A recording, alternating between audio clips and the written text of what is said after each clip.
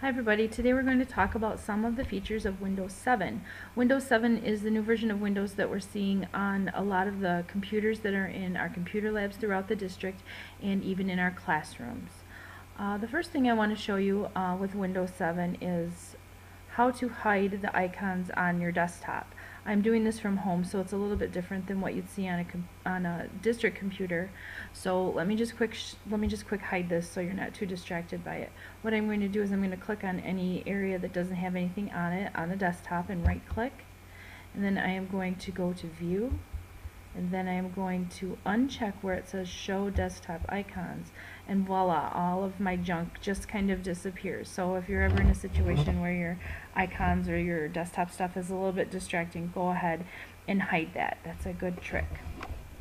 The next thing I want to show you is how to move this taskbar. Just like in other versions of Windows, you can put this in any position that you want. So what you would do is you would right click, and do you see where it says Lock the Taskbar? You can click on that and it becomes checked. Right click and it becomes checked. If you uncheck it, you're able to just click on your mouse button and drag it over to whichever position on the screen that you want it to. And you can, work with that at whatever place is most convenient for you. I think I'm going to keep it down here to where I'm used to having it.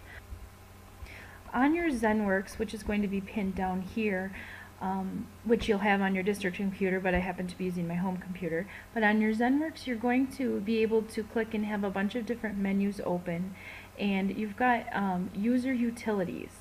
User utilities are where you're going to see things that are pushed through you, any updates that the district needs to get to you. You'll go into your user utilities through this ZenWorks thing right here that you'll see down here when you're on a district computer, but I can't show you right now. Okay. Another handy thing on the district ZenWorks is for the students. When students are logged in, they've got their volume control in user utilities. Your volume control is in there too, but also when you're logged in as a teacher, your volume is over here. You would click on over here, and let's see, one of these is my volume. There it is. And then you can control the volume of the computer this way. I've been in labs with kids in the past and they haven't been able to find it. Just get them looking at that ZenWorks. Get them to click on one of the things that are going to be pinned down here, and go ahead and have them click it open and find under their utilities and adjust their volumes that way. Okay, another thing that you can do on here is to, on your taskbar, you're going to see that when you hover over things, it tells you what the names of some of those things are. So here on my internet browser, I can see that I've got two separate browsers, occasions of the browser open, and I can just click on the one that I want. If you have your configuration set a different way, it might show the actual icons or the pictures of the pages, and then whenever you're hovering over it, like I am right now, you can just click on whatever one you want, okay, and that opens it.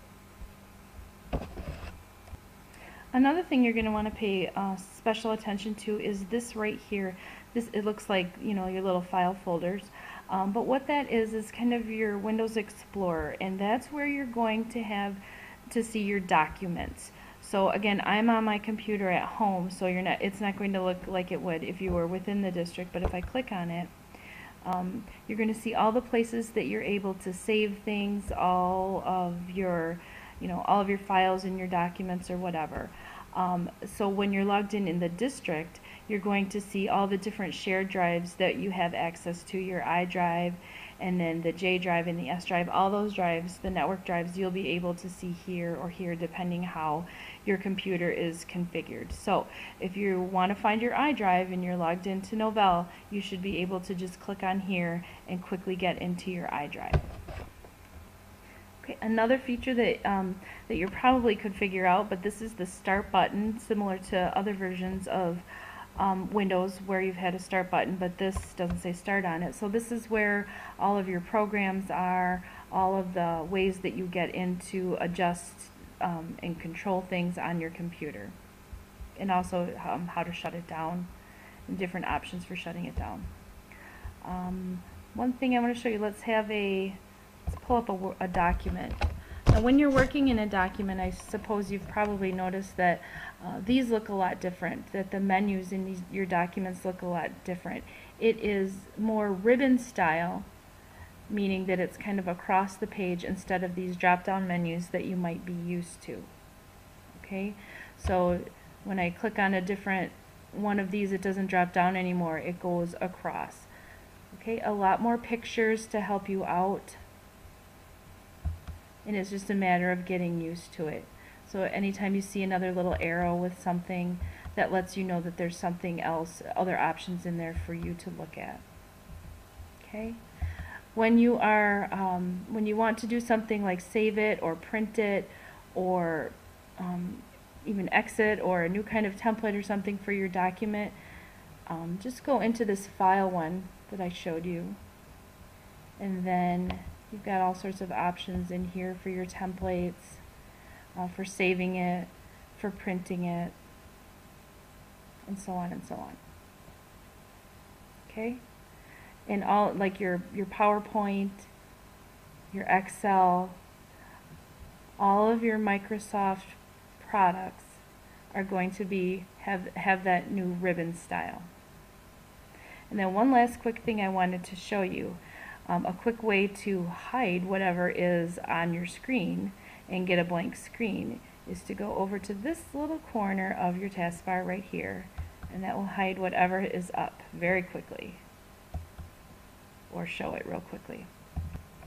And that is it. If you have any questions, please let one of us know.